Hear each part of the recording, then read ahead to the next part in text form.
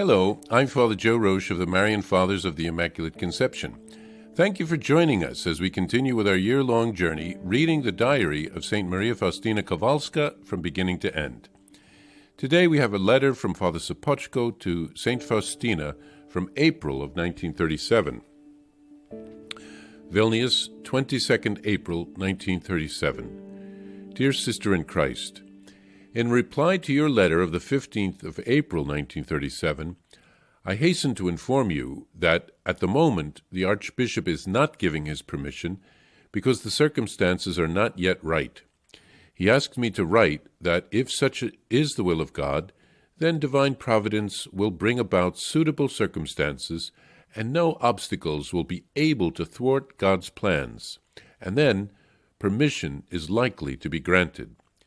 In my opinion, at the moment, we ought to pray that this feast be instituted.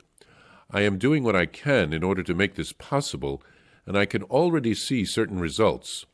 For the Feast of Mercy, I submitted articles to 3 dailies and 1 weekly in Vilnius. Moreover, I published a separate article entitled The Idea of God's Mercy in the Liturgy in the liturgical magazine Mysterium Christi, and closing it at the same time the published pamphlets with the image. The Catholic Press Agency published a report on this article, sending information under the title In Support of a Separate Feast of Divine Mercy to all newspapers in Poland, as well as to Polish newspapers abroad. This is already a certain step toward the realization of it, but a lot still remains to be done. So please pray for God's help and inspiration for me so that I may know what I am to do next. Reverend Heinrich Wernicki, who lives in Krakow at 4B Węgrzej Street, became very interested in this feast. He is a man of God, full of zeal for the glory of the Creator and the growth of the Church.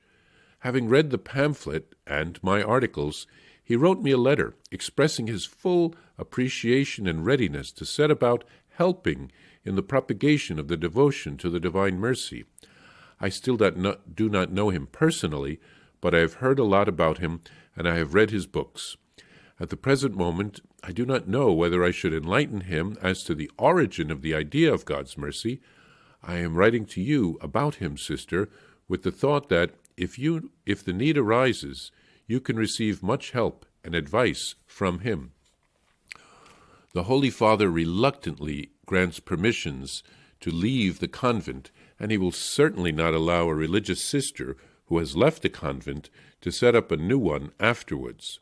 He would sooner permit a transfer from one convent to another. That is also why I think that if a new congregation is to be established, it must be formed without you, sister, for the time being, and only later on could you seek a transfer.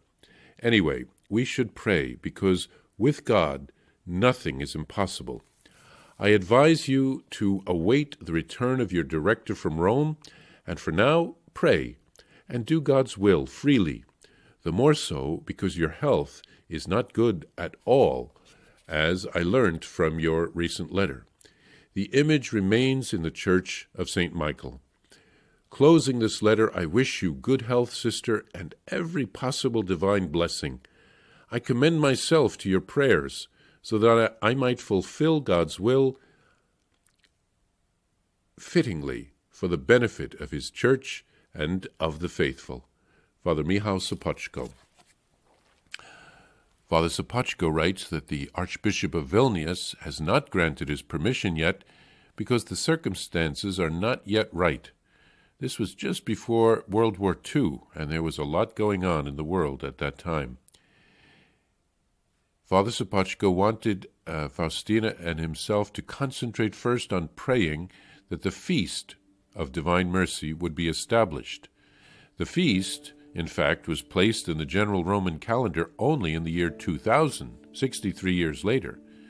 But his writings were paving the way and making things better known. He wrote of a priest who was convinced of what he had read and offered to help. Father Sopoćko informed Faustina, as we learned in the diary, that the Pope at that time, Pope Pius XI, was reluctant to grant a dispensation to a sister in final vows to leave her congregation, and if he did grant that permission, he would not then immediately give permission for that sister to found a new community, because once she was released from her vows, she wouldn't be a religious sister until she professed vows in a new community, so she would be founding a religious community as a laywoman. For this reason, he felt it would be easier if someone else founded the community, and Faustina asked permission to transfer from one community to another. He advised her to pray and to wait until Father Andras returned from Rome. He recognized that her health was precarious. Even though God had given her strength, it was not clear that it would last for years to come. In fact, she died about a year and a half later. He wrote that the Divine Mercy image was still being displayed in the Church of St. Michael in Vilnius. God's will was unfolding.